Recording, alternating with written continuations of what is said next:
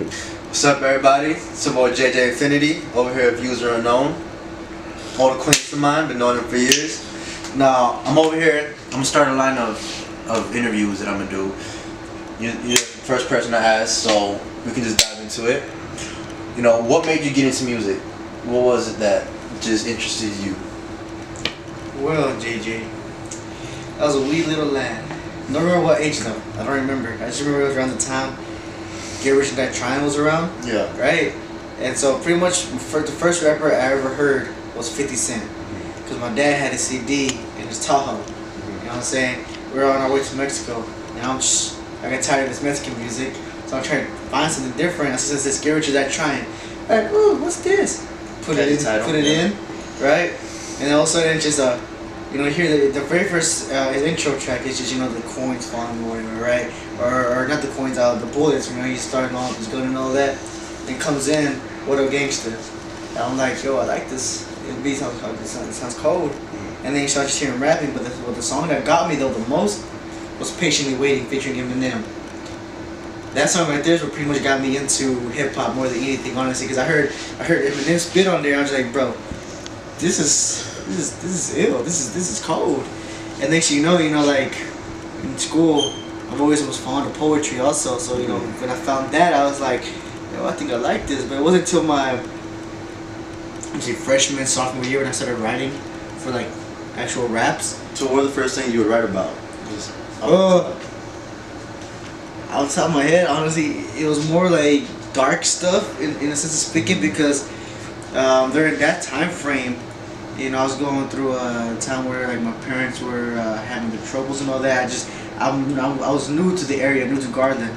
I used to live in Texas, but we had moved to North Carolina. They had their problems, so I came back over here again, but this time Garland and all that. And I was just the kid that's kind of antisocial and all that. Yeah. And I really wasn't that fond of people at all. You couldn't tell now, the way I am now, but back then it really wasn't. And so the stuff I write about would be very dark. Some of it would be, suicidal type of stuff, Some of it would just be talking about depression. Some of it would just be talking about how, nobody's here for me and all that type of stuff. So vent. It would just be venting, honestly, at first. But I never really took it seriously around that time, though. It wasn't until, like, after I had graduated high school and I was like, I really do like this stuff, though. I really do like writing. It really helps me simmer down. It helps me, say what needs to be said whenever I can't put it into actual words. So that's whenever I start taking it seriously, start saving up money, trying to do what I can to make actual music now. So what do you see the future of your music going?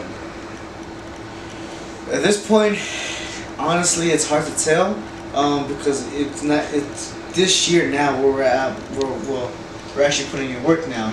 I've actually got a set of songs I have aside that I'm ready to record. I have a couple more that I have in my head that I want to write out as well, and I just gotta get the beat to it, write something down to it, and then I gotta choose which is gonna make the cut on this first project, which was gonna make the cut, which was not gonna make the cut, and all that. But I see where if everything goes to plan this year, next year I'm gonna go around looking for venues to perform at. I might even perform at the church I attend right now too. I might even perform there. So what would you say your style is now? Back then you said, it started out kind of dark. So as of now, after you crafted your skill a little bit more, what do you think you're leaning towards more? Well, I'll tell you what, lyrically, it's enhanced a lot. Because I've matured a little bit. My wordplay's gotten a little better, especially from where it was back then. Back then it was just sloppy, basic, rhyme schemes and all that. But right now it's like, I can still get dark, but it's not like to the sense where I could talk about being suicidal and all that, but it's more intricate than just that now. Instead of just being blunt about it, there's more in depth into it. Whereas like I may talk about maybe suicide and all that, but I'm not really.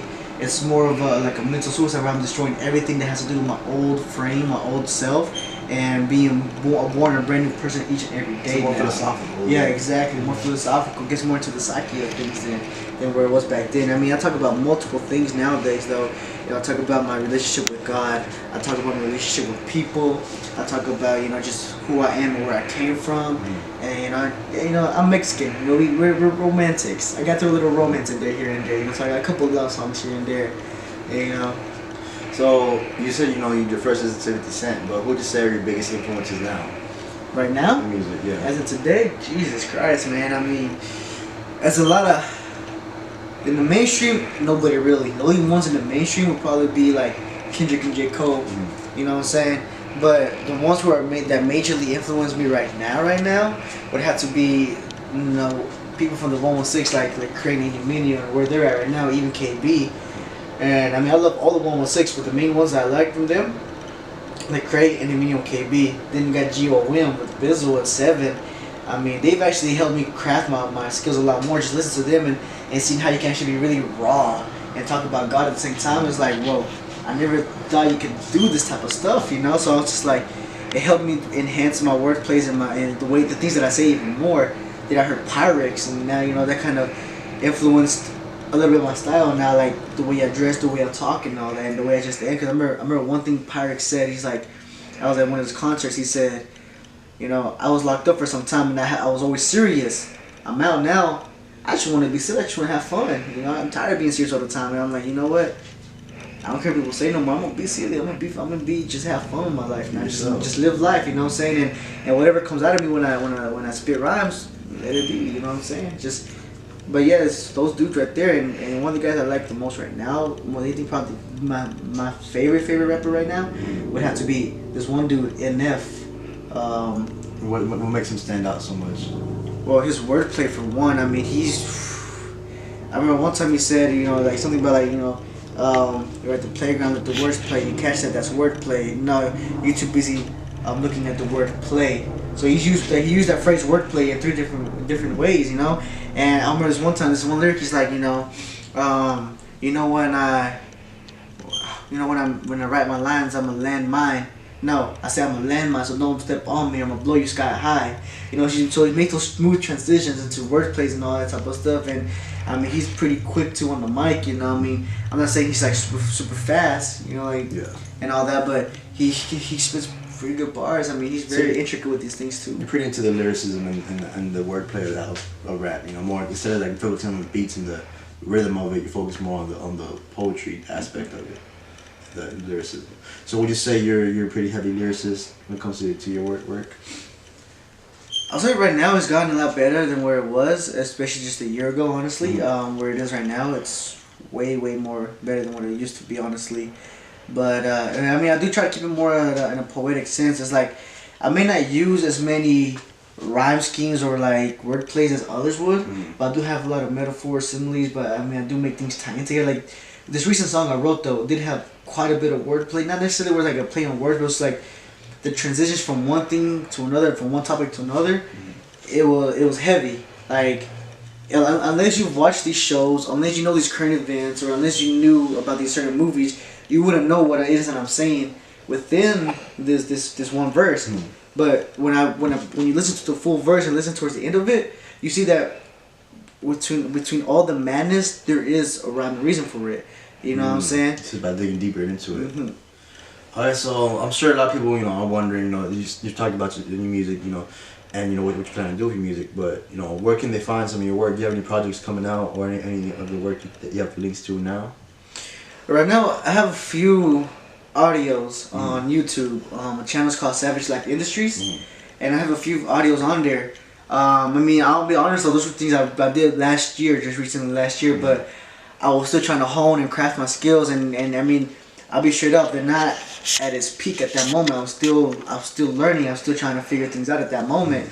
Lyrically, they were always good, you know what I'm saying? But like the flow and the rhythm, I just wasn't able to get it down just yet. So I went dark for like a year now, and I was just honing it and rehearsing and practicing and getting better at it. So then recently, along with you and 7-Eleven, we did a cipher that just recently came out. And so SS Cypher. SS Cypher. Three of us were kind of pretty good on that one. Yeah. And so with that one right there, you can see how I've matured. You listen to the first audio I have on my channel, and to listen to the cipher, you can see what a big difference it really is growth, now.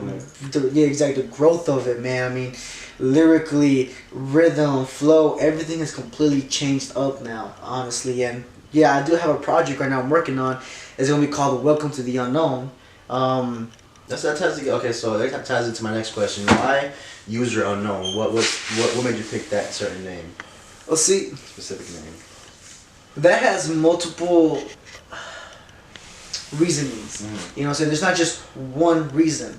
One of the main reasons is because like I don't care if I myself get all that famous and all that. Mm-hmm. Like if I remain nameless my whole life, but if I can save one person with my work, and I'm satisfied and I completed what I needed to So it's more do. about the message to you. Yeah, exactly. It's more about the message, and another reasoning too is because like we're all growing and we're all trying to figure this life out, trying to figure out who we are as a person, and that's kind of what user unknown symbolizes as well. It's like I'm able to play whoever I want to play. If I want to be angry, an angry person, just boom, be angry. If I want to be sad, just sad, or want to be happy. You know, I have so much freedom to play whatever role I decide to take at that moment. You know, so user unknown is not tied down to one persona, not one character. It's like being a blank slate. Exactly, User just unknown, you know? just whatever, you know. And another reason for it too is also because, like I said again, it's back to the message again, and it's not about just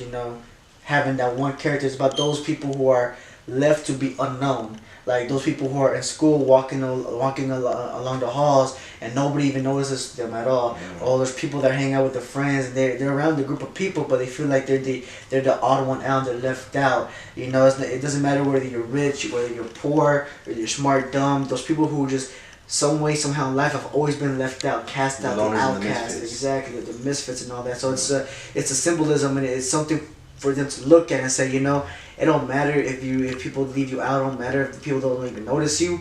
You know, like for me, like the message behind it all, 'cause I'm a big believer in God, is that God does notice you and He does love you and all that. And so, in the end of the day, it's like they may not notice you, but you are noticed, and not just by God, but also because like there are those who are just like you. You're not alone in this world because there are people just like you. Okay. So would you have, before I tie this